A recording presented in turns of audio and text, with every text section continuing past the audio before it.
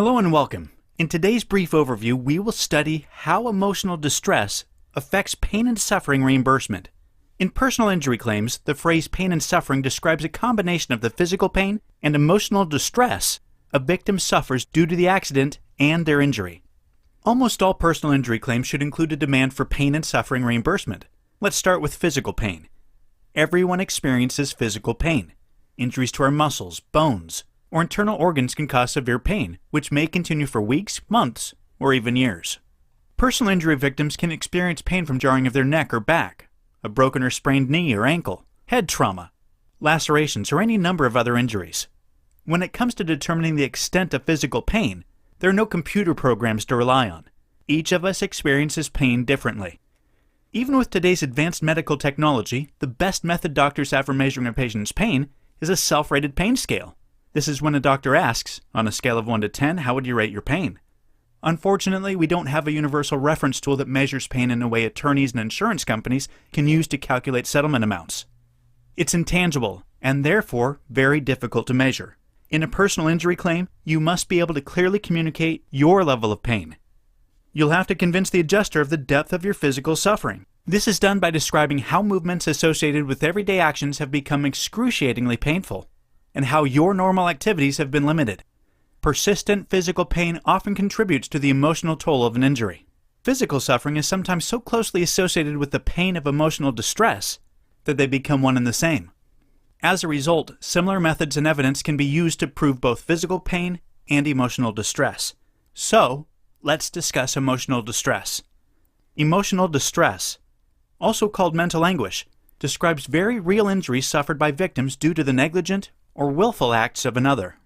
Some claims adjusters view emotional distress as a ploy to get more money out of insurance companies, but that's incorrect.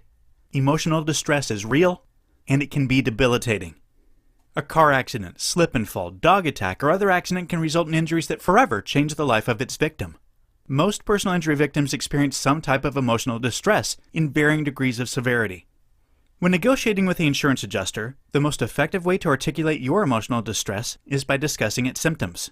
Symptoms of emotional distress include anxiety, depression, guilt, frustration, insomnia, bitterness, loss of consortium.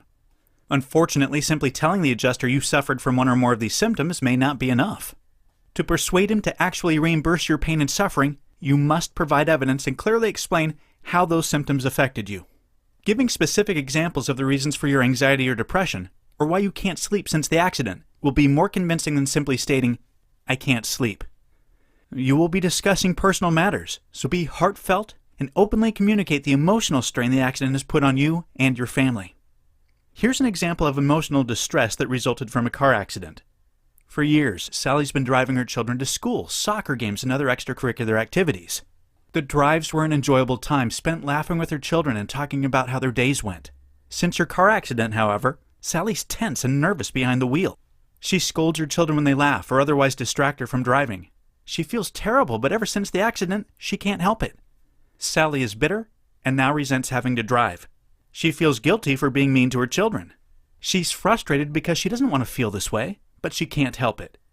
Sally also now has difficulty sleeping and can't enjoy her husband's companionship. Sally is anxious because she doesn't know when her symptoms of emotional distress will end. She hopes it will get better as the days and weeks go by, and it probably will. But in the meantime, her life as she knew it before the accident has completely changed. Sally is suffering a variety of symptoms due to the trauma of her auto accident. These symptoms have a serious adverse effect on her quality of life. When negotiating with the claims adjuster, Sally should specifically describe each of these symptoms and the context in which they occur. Getting personal is good when describing your emotional distress and mental anguish. Don't hold back. Emotional distress is an injury just as real as a broken arm or a concussion. You have a right to pain and suffering reimbursement for all of your injuries. To get proper reimbursement, you must have evidence to support your claim.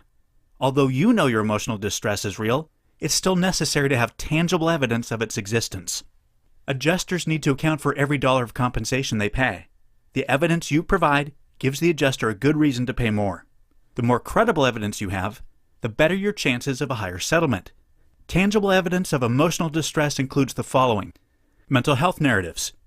If you have access to a licensed counselor, psychologist, psychiatrist, or even your family physician, have them write a narrative with their professional evaluation of your mental and emotional condition. Letters. Get letters from your loved ones, friends, church pastor, employer, and coworkers confirming in their own words how they've observed your emotional condition since the accident. They may have noticed you've been depressed or crying seemingly for no reason, or appear fatigued. Objective sources will carry more weight. Journals. Keep a journal of how you feel during your recovery. Records of your day-to-day thoughts and feelings can in some cases be used as evidence of emotional distress in a trial. Prescriptions. Compile a list of your prescription medications, particularly those for depression, anxiety, or other psychological symptoms. Do some research to find their intended uses and dosages. You can use the Physician's Desk Reference, PDR, at your local library, or refer to websites such as WebMD.com or RxList.com. Okay, so what is the value of emotional distress? Placing a value on your pain and suffering requires you to first revert to the value of your special damages or specials. Your specials are the total of your medical and therapy bills, out-of-pocket expenses, lost wages. For minor to moderate injuries, you place a multiple of 1 to 5 times on the total of your special damages. The number depends on the seriousness of your injuries and whether they were soft tissue or hard injuries. The more serious the injuries, the higher the multiple. For serious injuries, you'll need an attorney to calculate the proper demand. Once you've determined your multiple, multiply your total costs by that number to get the amount you feel accurately represents your suffering. The result is the total amount you will demand for a final settlement. Although basic, the multiple method does help give you a rough starting point for your demand. You should also use jury verdicts from similar cases to help inform your settlement demand amount. You can find previous verdict information at verdictsearch.com.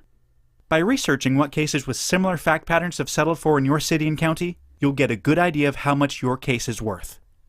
And that concludes this overview on how emotional distress affects pain and suffering reimbursement.